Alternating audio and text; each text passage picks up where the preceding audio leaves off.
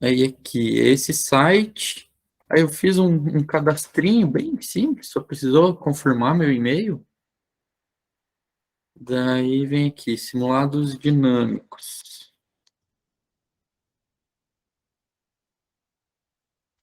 E aí você escolhe para qual vestibular. Tem para o Enem e tem para diversas outras universidades e tal. Eu vou pegar do Enem aqui, a disciplina de geografia, e vamos botar de 10 anos para trás, até 10 anos. Iniciar. Ó, muito legal. Ele vai dando um tempo e o tempo que você leva para cada questão. Isso é bom também para vocês programarem no tempo para fazer a prova. Esse aqui é do Enem de 2020. Então, vamos lá, vamos tentar responder. Vocês me ajudem também. Embora inegáveis os benefícios que ambas as economias têm auferido do intercâmbio comercial, o Brasil tem reiterado seu objetivo de desenvolver com a China uma relação comercial menos assimétrica. Os números revelam com clareza a assimetria. As exportações brasileiras de produtos básicos, especialmente soja, minério de ferro e petróleo, compõem, dependendo do ano, algo entre 75% e 80% da pauta, ao passo que as importações brasileiras consistem aproximadamente em 95% de produtos industrializados chineses, que vão desde os mais variados bens de consumo até máquinas e equipamentos de alto valor.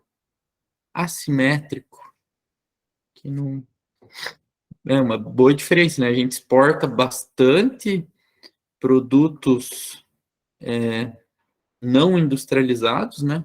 Olha só, soja, minério de ferro, petróleo, produtos primários, e importa da China produtos industrializados, né?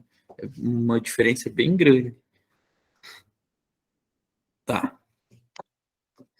Uma ação estatal de longo prazo capaz de reduzir a assimetria na balança comercial brasileira, conforme exposto no texto, é o. Então, o que, que seria importante? Qual política brasileira reduzir essa assimetria? Então, letra A, expansão do setor extrativista? Não, né? Extrativismo não, acho que não resolveria esse problema. Incremento da atividade agrícola, diversificação da matriz energética, fortalecimento da pesquisa científica e monitoramento do fluxo alfandegário. Tá? Então, para a gente deixar de só exportar matéria-prima e começar a produzir e transformar essa matéria-prima em bens de consumo com maior valor agregado, eu acredito que é necessário um fortalecimento da pesquisa científica, né? Desenvolver novas tecnologias, pensar em novas maneiras de se produzir e tal, porque ficaria então talvez com a diversificação da matriz energética, mas acho que não. Vamos ver se vai ser na letra D, fortalecimento de pesquisa científica. Isso aí, acertei. Porque, assim, é, é necessário. O Brasil exporta muito o produto primário, matéria-prima. O Brasil é sempre conhecido como o celeiro do mundo. Isso já vem de muito tempo. E se um investimento, uma industrialização, precisa de mão de obra qualificada, né? Então, se for fortalecer o setor de pesquisa científica, eu acredito que consigamos um maior desenvolvimento da indústria e tal. Vamos lá para a próxima. Nossa, eu gostei desse site, até para estudar para os concursos que eu estou estudando, achei legal. Tem bastante questões, e ele vai dando bem aleatório, assim, né? Então vamos ver, o Enem de 2016. No início de maio de 2014, a instalação da plataforma petrolífera de perfuração HYSY 981 nas águas contestadas do Mar da China Meridional suscitou especulações sobre as motivações chinesas. Na avaliação de diversos observadores ocidentais, Pequim pretendeu, com esse gesto, demonstrar que pode impor seu controle e dissuadir outros países de seguir com suas reivindicações de direito de exploração dessas águas, como é o caso do Vietnã e das Filipinas. Então, a China instalou uma petrolífera em águas contestadas do Mar da China Meridional. Bom, um assunto que eu não domino muito bem, não. Tá, vamos ver. A ação da China em relação à situação descrita no texto evidencia um conflito que tem como foco. Tá? Qual que é o foco desse conflito? Distribuição das zonas econômicas especiais, monopólio das inovações tecnológicas extrativas, dinamização da atividade comercial, jurisdição da soberania territorial, embargo da produção industrial. E aí, gente, vocês têm alguma ideia nessa questão? Está difícil.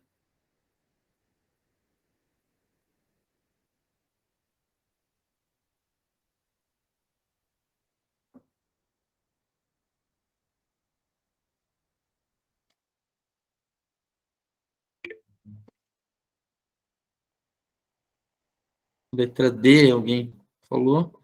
Vamos ver. Jurisdição da soberania territorial. Porque a China instalou a petrolífera em algum lugar que não, talvez não pertencesse ao seu território. Vamos lá. Isso aí, muito bom, parabéns. É isso. É que território marítimo, cada país tem a sua delimitação, né? O Brasil tem até não sei quantos quilômetros de oceano pertence ao Brasil. Além disso, águas internacionais, né? Então, pode ser isso. Vamos lá para a próxima.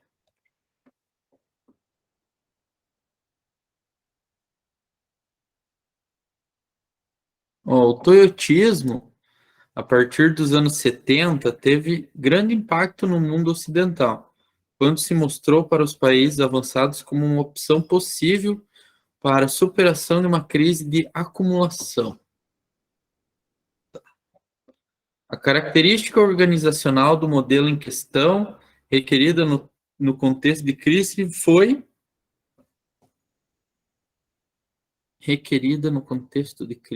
tá.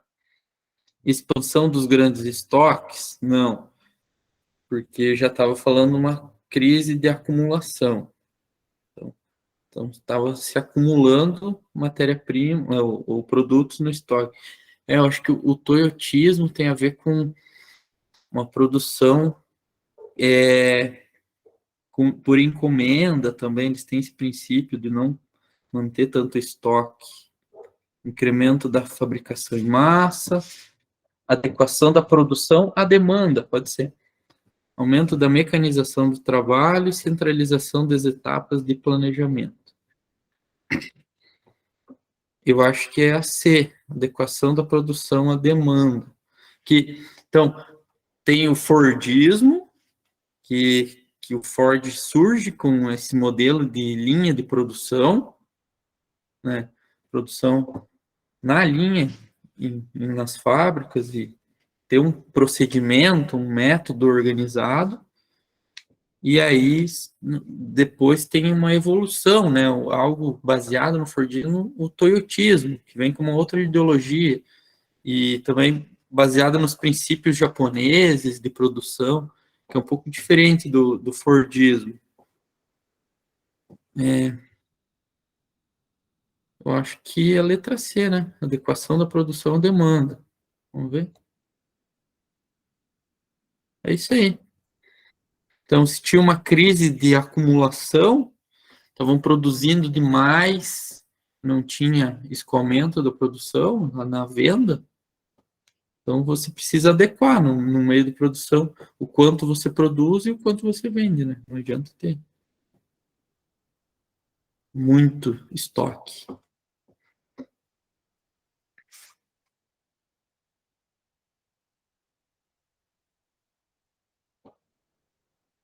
Outra questão, vamos lá, do Enem de 2018.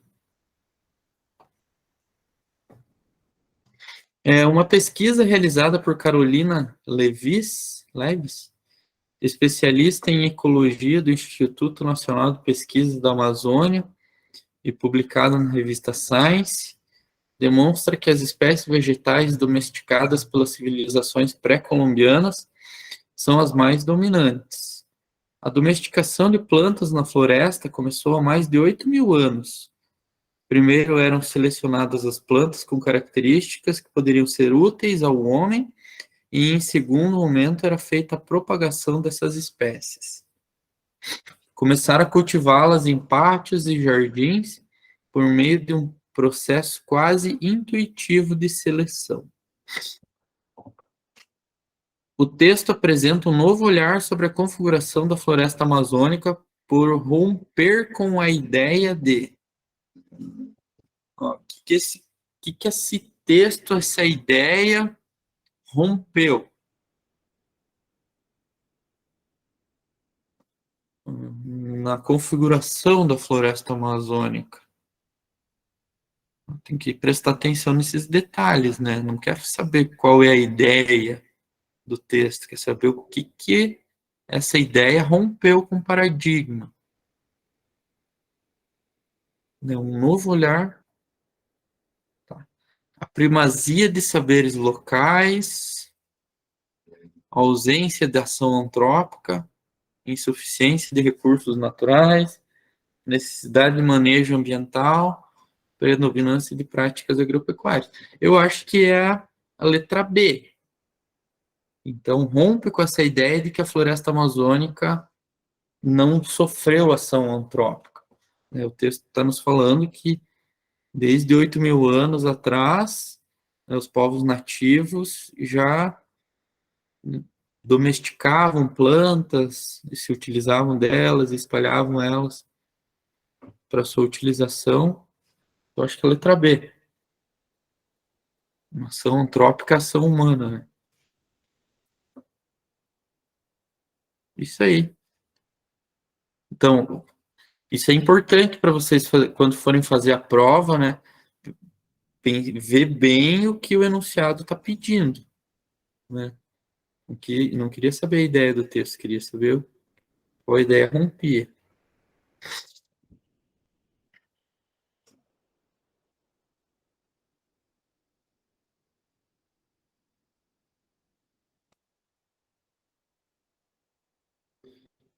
Enem de 2014.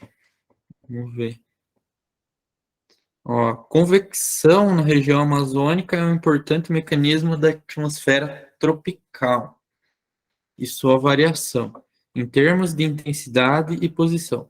Tem um papel importante na determinação do tempo e do clima dessa região. A nebulosidade e o regime de precipitação determinam o clima amazônico. Os climas são bem ruins, hein? Mas eu sei que não. Tá, vamos ver. O mecanismo climático regional descrito está associado à característica do espaço físico de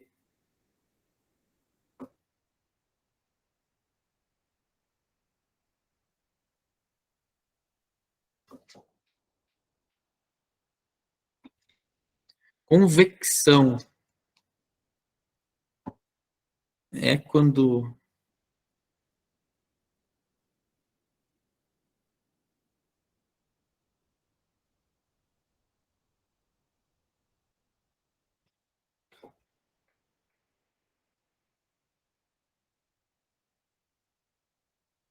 Porque, assim, ah, clima tropical equatorial.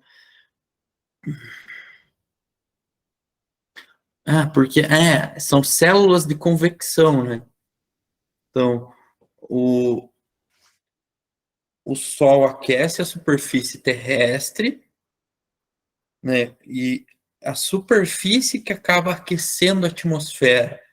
E o ar quente sobe, resfria e desce. Isso é chamado uma célula de convecção, né? Uma célula convectiva. E a Amazônia está próxima da linha do Equador, né? Então, ali é uma zona de muito aquecimento e tem uma célula convectiva tá, em constante atuação nessa região. É isso que eu lembro. Tá?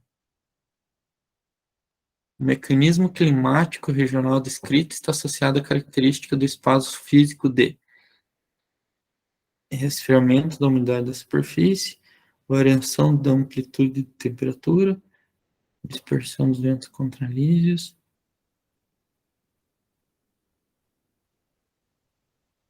E aí, gente, qual vocês acham que é? Convergência de fluxos de ar. Eu acho que é letra E.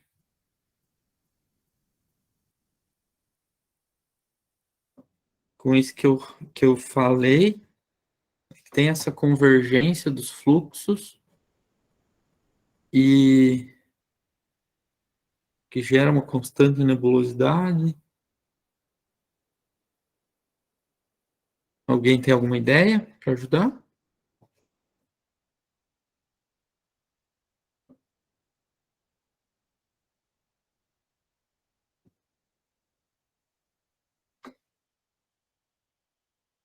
Vamos na letra E, que eu acho que se errar, ela dá uma explicação. E aí, eu acertei.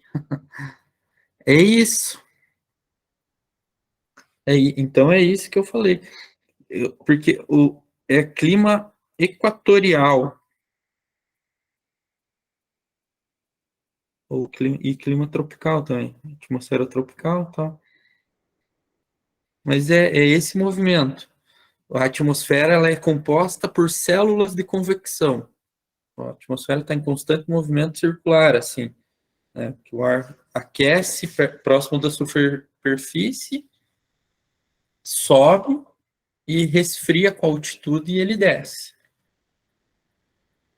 Como é que é o nome? Eu acho que é célula de Hadley, que tem ali próximo à linha do Equador. Deixa eu só pesquisar aqui rapidinho. Célula de Hadley.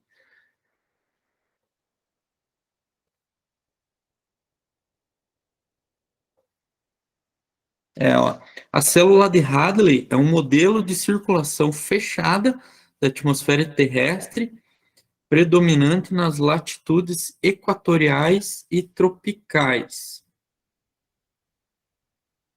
Eu vou abrir uma imagem aqui.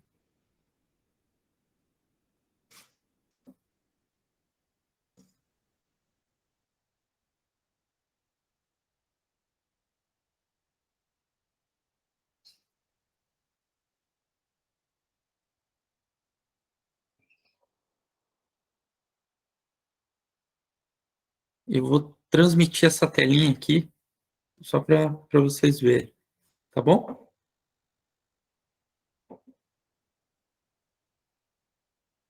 Que climatologia é bem difícil. Eu tenho dificuldade ainda nessa parte. Ó, esse aqui, então, tá? Esse aqui é uma Terra sem rotação, porque a força de rotação do planeta influencia no clima também, influencia na atmosfera. Mas é esse aqui, ó. É, olha só como é que funcionam essas células, ó, células de Hadley. Então, o ar aquece aqui na linha do Equador, ó, vejam esse movimento, ele sobe e são grandes células na atmosfera que fazem isso aqui. Ó, daí forma um anticiclone subtropical, que é onde a, a, o ar, né, o ar desce, mas em contrapartida, já na linha, que é no trópico de Câncer, também está acontecendo, os dois estão descendo para cá. É interessante vocês estudarem isso, tentar entender um pouquinho melhor. Anotem aí, célula de Hadley, e essa circulação atmosférica, como é que ela funciona. E olha só aqui, ó, até a imagenzinha está representando bem que é uma área de intensa nebulosidade, que é o que estava falando na nossa questão. Olha só, que é bem na direção da floresta amazônica. Olha só, o ar quente sobe nas duas direções aqui, tanto para o norte quanto para o sul, na linha do Equador. Ele resfria, ele desce. Só que nas latitudes mais altas, eu não entendo muito bem como é que é esse movimento. Vamos ver. Tem um textinho aqui. Ó, no modelo de três células, a circulação entre 30 graus e 60 graus de latitude é oposta à da célula de Hadley. Então a célula de Hadley ela acontece só nessa zona intertropical. A corrente na superfície é para os polos. E devido à força de Coriolis, essa força de Coriolis é a força do movimento de rotação da Terra. Esse é o nome. Essa interferência da rotação na atmosfera é força de Coriolis. Os ventos têm um forte componente de oeste, formando os ventos de oeste em latitudes médias. São mais variáveis que os ventos alísios. Os ventos alísios, isso aí eu já vi, mas eu não lembro. Ventos alísios são os ventos formados nas linhas dos trópicos. Devido ao aquecimento desigual da superfície terrestre, né, a dinâmica da atmosfera está totalmente ligada nesse aquecimento desigual da superfície terrestre. E a atmosfera, ela está sempre buscando o equilíbrio, só que é um equilíbrio que nunca vai acontecer, por causa desse aquecimento desigual. Tá?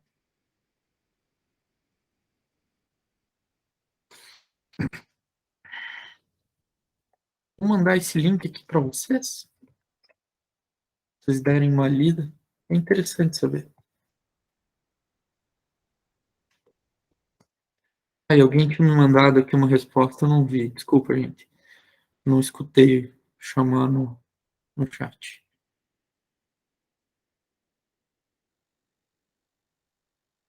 Tá, vou projetar de novo aqui as questões.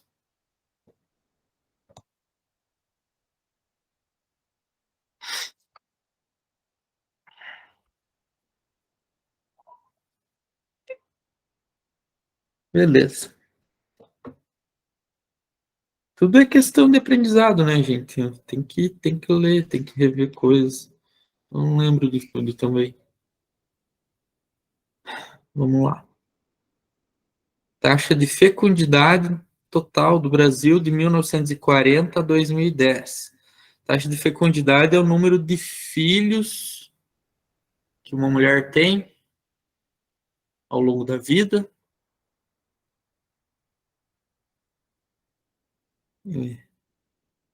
E aí, então, ali nos anos 1940, tinha 6,16 filhos.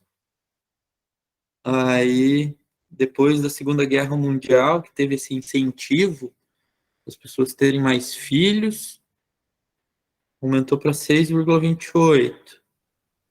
E aí, a partir de 1970, Revolução Agrícola, né, o êxodo rural, vai diminuindo a taxa de fecundidade. Anos 80, 4,35, aí já tem o surgimento da pílula anticoncepcional, métodos anticoncepcionais, vários métodos diferentes. Anos 90 diminui, dos 80 para os 90 diminui drasticamente, até chegar em 2010, 1,9 filhos, né, a média que se tem. E hoje, em 2020, não sei quanto que tá. O processo registrado no gráfico gerou a seguinte consequência demográfica: o decréscimo da população absoluta. Pior que não, né? A população brasileira tem aumentado. Então, as pessoas têm menos filhos, mas estão vivendo mais. Tá. Redução do crescimento vegetativo. Pode ser. Diminuição da proporção de adultos. Expansão de políticas de controle de natalidade. Aumento da renovação da população economicamente ativa. Nossa. Dá para se confundir nessa questão, né, gente?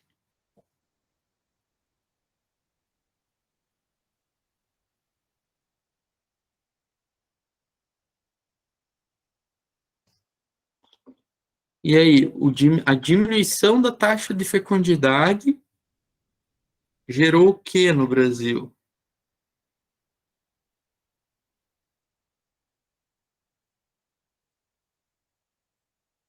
Não, o decréscimo da população absoluta, não. Redução, o crescimento vegetativo é a diferença entre os nascidos e as mortes.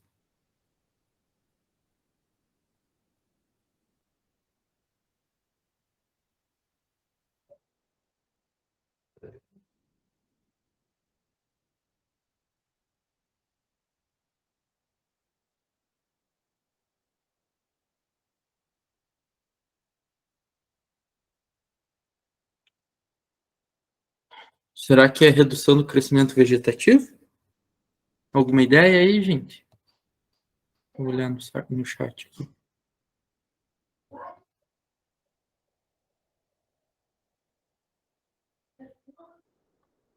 que vocês acham? Me ajudem aí.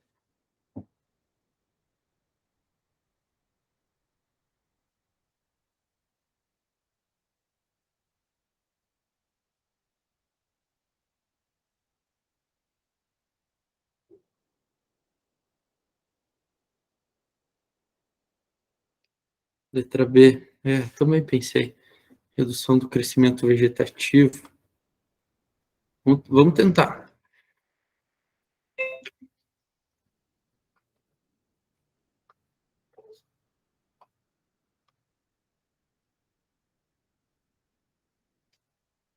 Isso aí. Acertou, parabéns.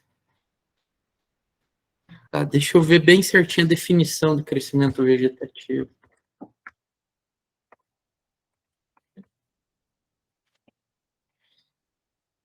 Diferença entre nascimentos e mortes em uma população. Crescimento vegetativo, chamado também de crescimento natural, é calculado pela diferença entre taxa de natalidade e a taxa de mortalidade em uma população em determinado intervalo de tempo. Então, diminuiu o crescimento vegetativo. Beleza. Questão sobre isso, com certeza vai cair no Enem. Crescimento vegetativo podem anotar aí, com certeza que vai cair.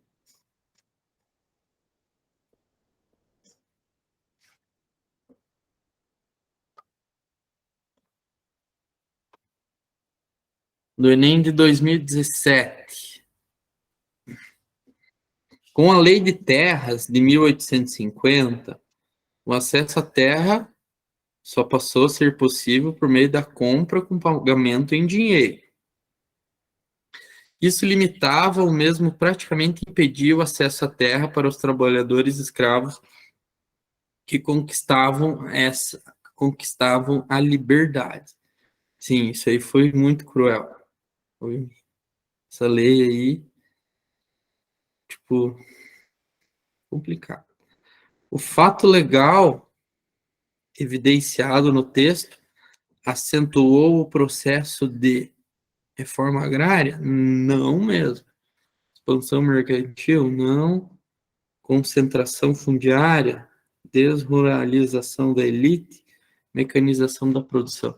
Olha só. Então, até o ano de 1850, como é que funcionava?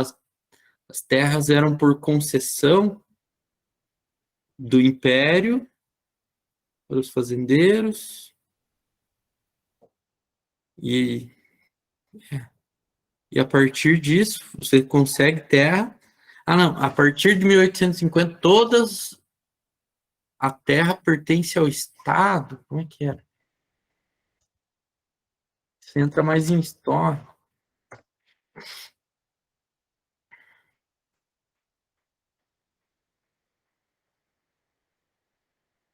Ó, o imperador Dom Pedro II, em 1850, assinou a Lei de Terras, por meio da qual o país oficialmente optou por ter zona rural dividida em latifúndios e não em pequenas propriedades.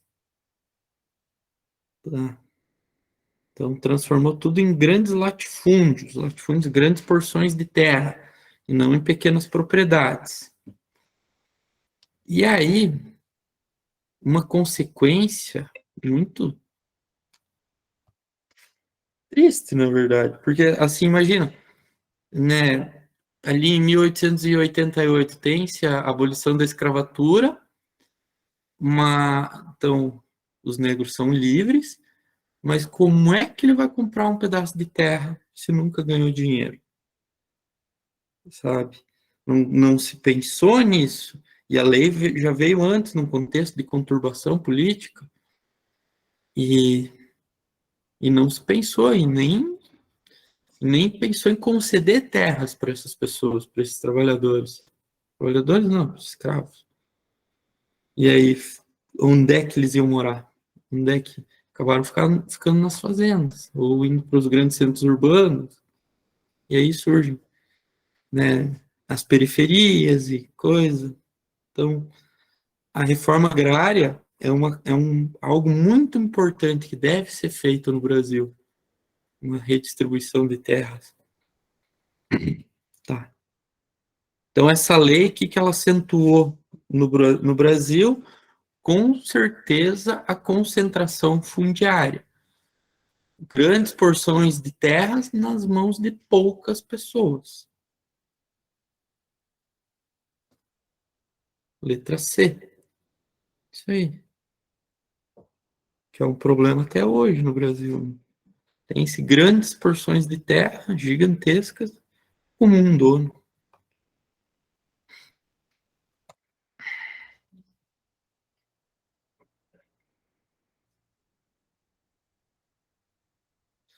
Vamos lá para o Enem de 2013. A empresa vai fornecer 230 turbinas para o segundo complexo de energia à base de ventos no sudeste da Bahia. O complexo eólico Alto Sertão, em 2014, terá capacidade para gerar 375 megawatts, total suficiente para abastecer uma cidade de 3 milhões de habitantes. Olha só que legal. A opção tecnológica retratada na notícia proporciona a seguinte consequência para o para o sistema energético brasileiro. Então, a instalação de 230 turbinas eólicas vai gerar esse total de megawatts. E qual que vai ser a consequência para o sistema energético brasileiro? Redução da utilização elétrica? Não. Ampliação do uso bioenergético? Energia? Não. É expansão das fontes renováveis, né? Usina eólica é fonte renovável. Contenção da demanda urbano-industrial, não. Intensificação da dependência geotérmica, não. Vai ser fácil, né? Então, energia eólica, com certeza, é fontes renováveis. Isso aí, letra C. Vamos para a próxima. Nossa, muito legal esse site, né?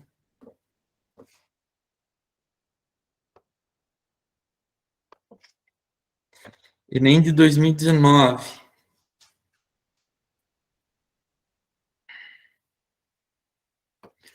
Localizado a 160 quilômetros da cidade de Porto Velho, capital de Rondônia, nos limites da reserva extrativista Jaci-Paraná, a terra indígena Caripunas, o povoado de União Bandeirantes surgiu em 2000, a partir de movimentos de camponeses, madeireiros, pecuaristas e grileiros que, à revelia do ordenamento territorial e diante da passividade governamental, demarcaram e invadiram terras na área rural, fundando a vila.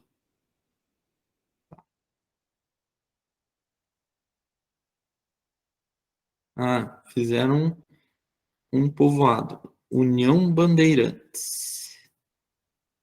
Uhum. Atualmente constitui-se na região de maior produção agrícola e leiteira do município de Porto Velho, fornecendo inclusive alimentos para a hidrelétrica de Giraú. Uhum.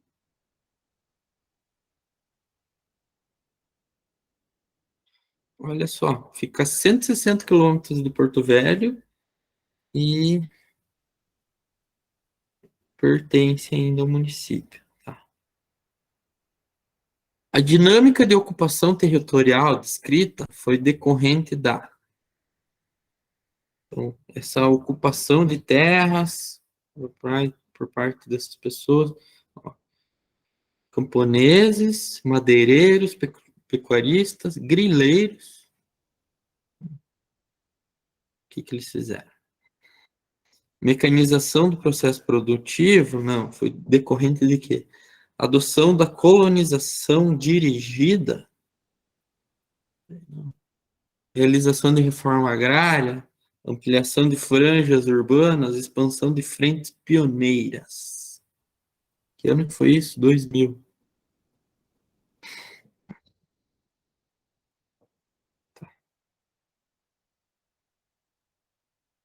Nos limites, não está dentro das reservas. 2000,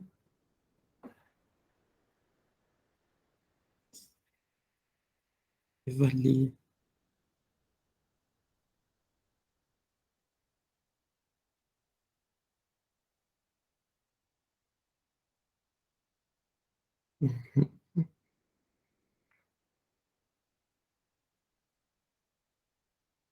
Beleza. Vamos ver. Então, o governo não tomava atitude, eles foram lá, invadiram e reivindicaram as terras e formaram um assentamento.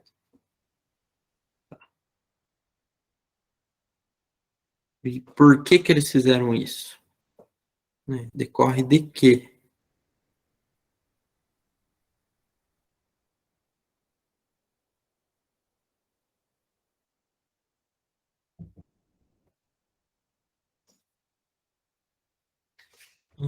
Será que é a expansão de frentes pioneiras ou realização de reforma agrária? Mas a reforma agrária deveria ser algo mais ligado ao governo.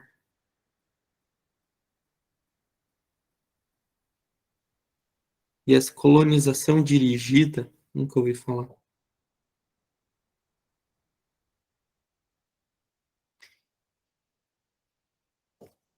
Alguém tem uma sugestão?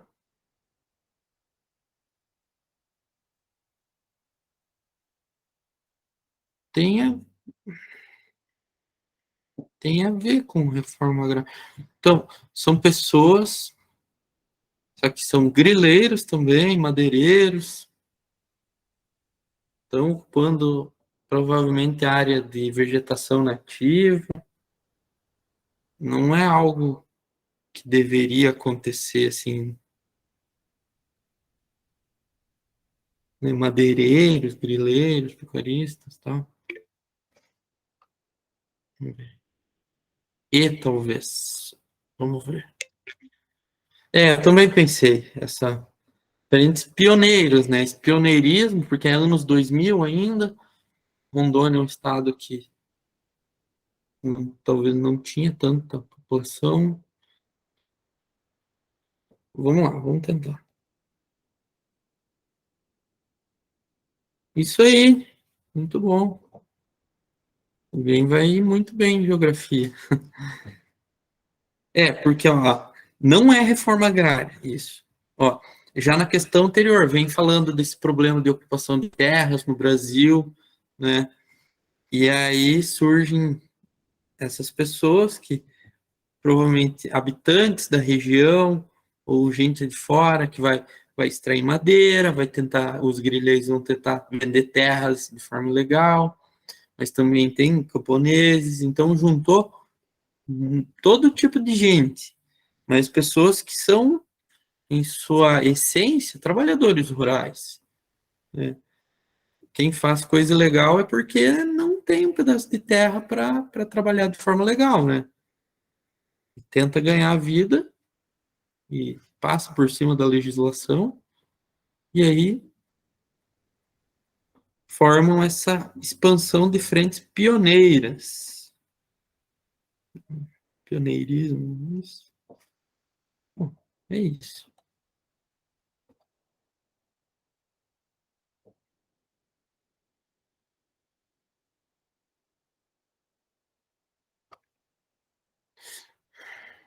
E nem de 2018.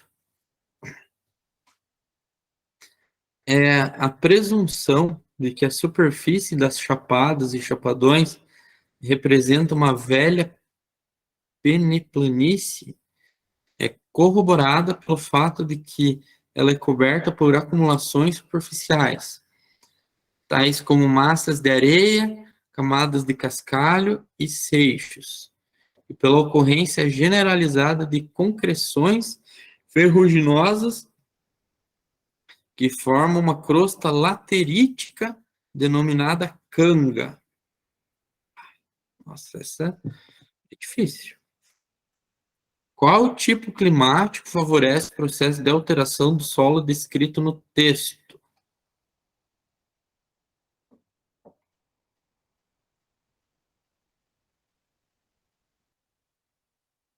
Tá, as chapadas. No Brasil, acho que Chapada Diamantina, Chapada dos Veadeiros, Chapada dos Guimarães.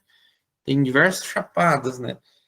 Que é uma porção de terreno que sobressai na paisagem, né? São aquelas as chapadas. E anteriormente elas pertenciam a uma planície, peneplanície. Essa palavra eu nunca vi na vida. Peneplanície. Vamos ver o que é uma peneplanície.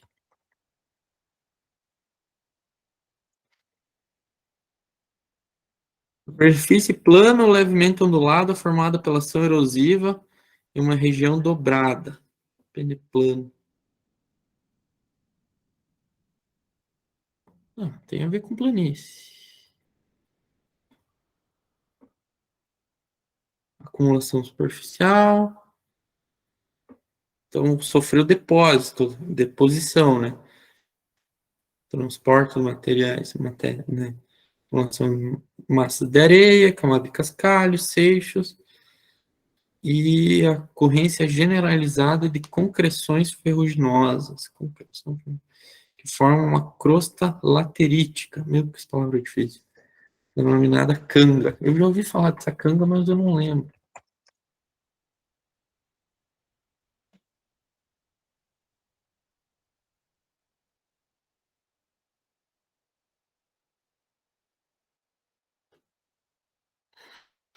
Canga é um material ferruginoso, rico em hidróxidos de ferro e também de alumínio. É produto de processos intempéricos em região de concentração de quê? Putz.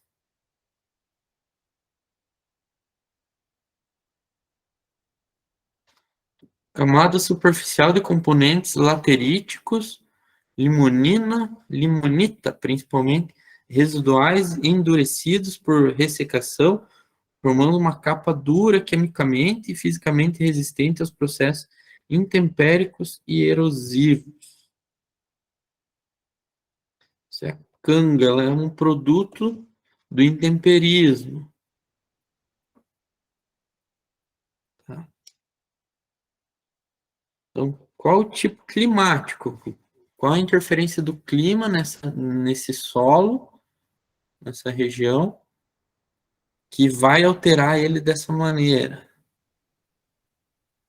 Um solo árido, não, com déficit hídrico, porque provavelmente para a formação de uma chapada tem muita erosão, né? E a área erosiva, ela depende de bastante pluviosidade, né? A água é o solvente universal, na geologia entende-se isso, sabe? Que a água, ela com o tempo, ela dissolve, né, as rochas e tal.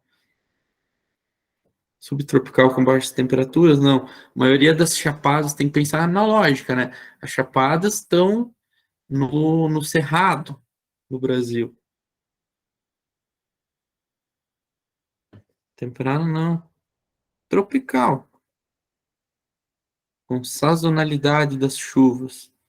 Bom, tem um período chuvoso, um período seco. Eu vou na tropical.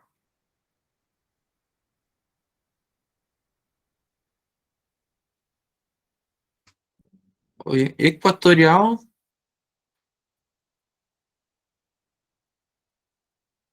eu acho que é letra D, tropical. Vamos ver.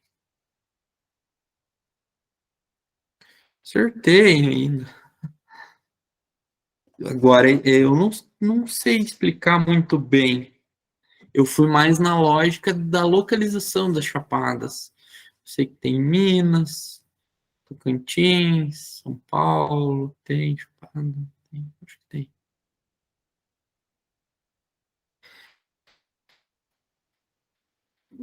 Bom, vamos pesquisar aqui. Como surgem as chapadas?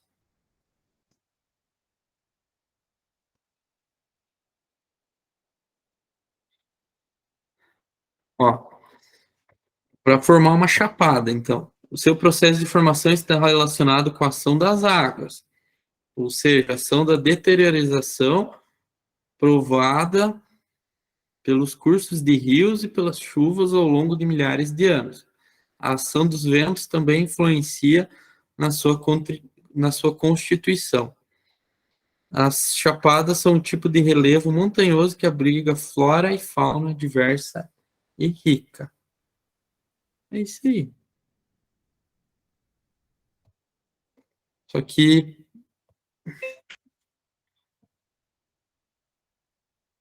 talvez poderia acontecer também no clima equatorial, que tem pluviosidade abundante, já que ela necessita, né, de um nível de chuvas.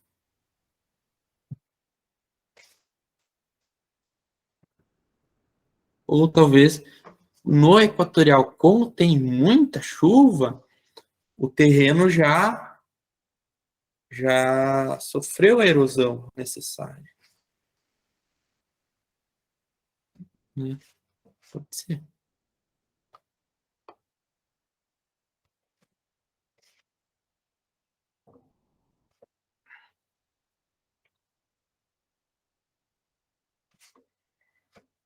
Olha só. Nossa, essa. Vamos lá. Movimento de translação da Terra.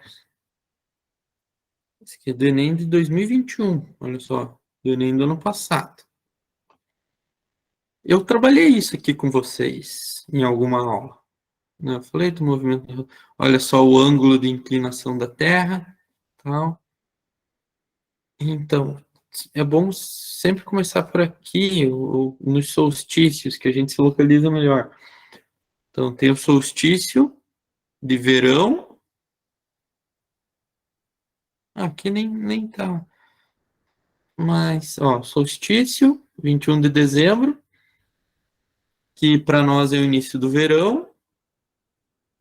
Aí depois tem o equinócio, que é o início do outono, aqui em março, 21 de março.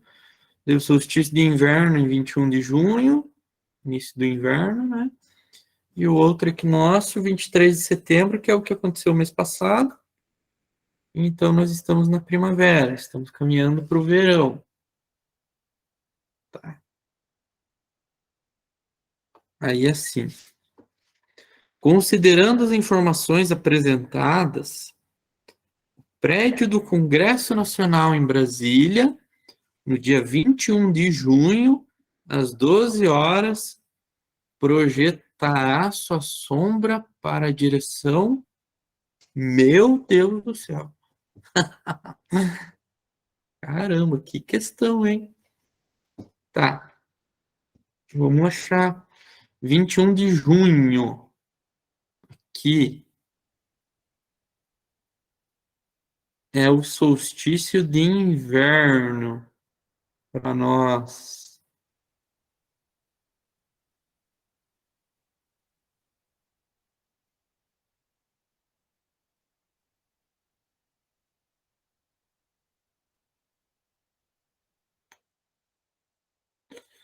E o meio-dia, no inverno, em Brasília, ao meio-dia o sol não fica a pino.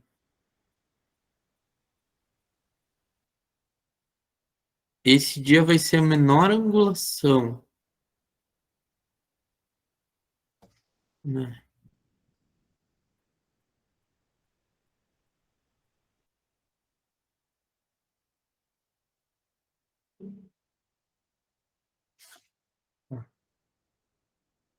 Nasce no leste, se põe no oeste.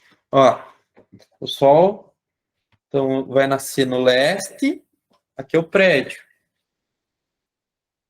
Se fosse no verão, o sol faria esse movimento aqui, estaria a pino. E em Brasília, que tá mais próximo da linha do Equador, ficaria praticamente a pino o sol, né, ao meio-dia. Mas como é inverno, o sol ele não vai fazer esse movimento, ele vai fazer esse movimento mais baixo no horizonte, né? Ele vai fazer um movimento mais aparentemente ao norte. Então, ao meio-dia, ele estaria aqui no norte, pegaria o sol e vai fazer a sombra do prédio para o sul. No Brasil, né, as casas que têm face norte pegam sol durante a tarde, durante a maior parte do dia, assim. Quem tem face leste pega o sol de manhã e face sul quase não pega sol diretamente. Então eu acho que é letra B. Não sei se vocês entenderam o meu raciocínio, mas o sol, então, ao meio-dia, vai pegar no prédio e a sombra dele vai estar para o sul, eu acho. Eu acho que sim. Isso aí.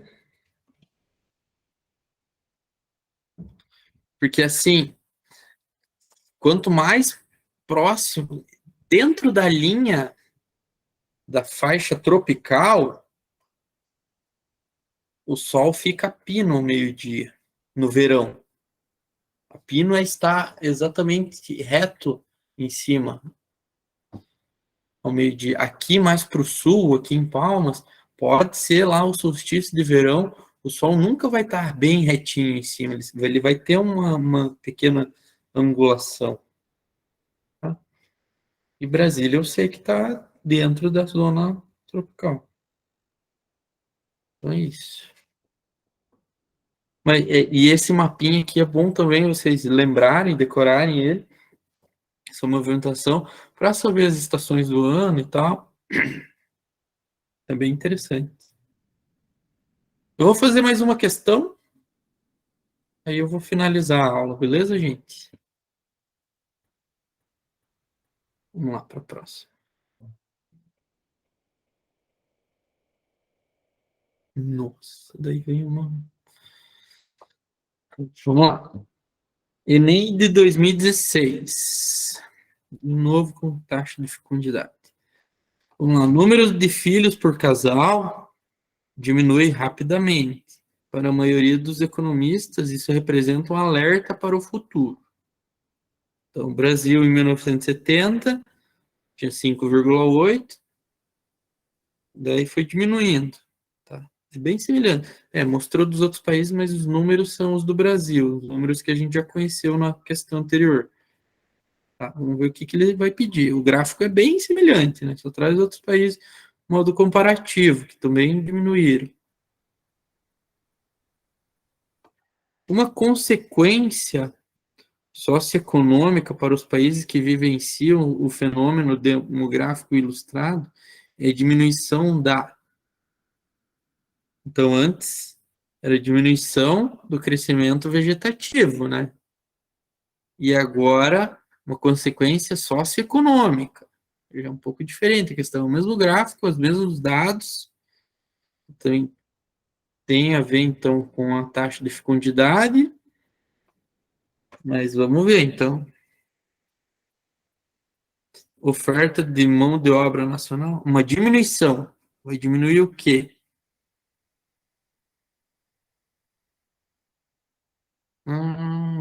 Média de expectativa de vida, disponibilidade de serviços de saúde, despesas de natureza previdenciária, imigração de trabalhadores qualificados. Meu, essas questões são muito, né, abertas, não tem muito. É difícil, tá?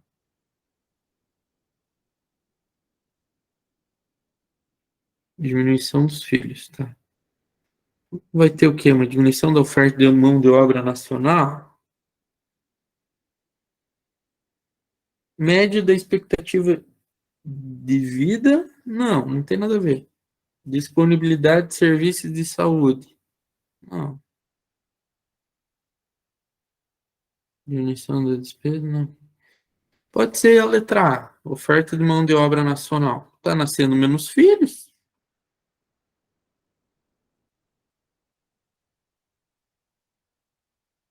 É, é isso.